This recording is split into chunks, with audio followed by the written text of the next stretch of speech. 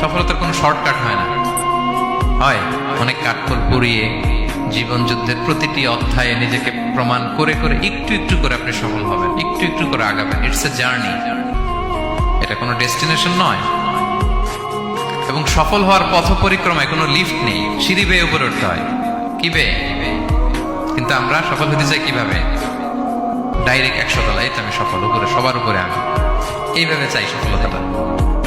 সবার উপরে উঠে যাব, গোল্ড মেডেল গলায় পরাই দিবে, আমরা সাকসেসফুল না। সফলতার রাস্তায় কোনো লিফট থাকে না। কি দিয়ে উঠতে হয়? সিঁড়ি বেয়ে ঘাম জড়িয়ে উঠতে হয়। দেখেন, শুধু আলোর মুখ দেখার জন্য মায়ের পেটে আমাদের কত সময় লাগছে বলেন তো?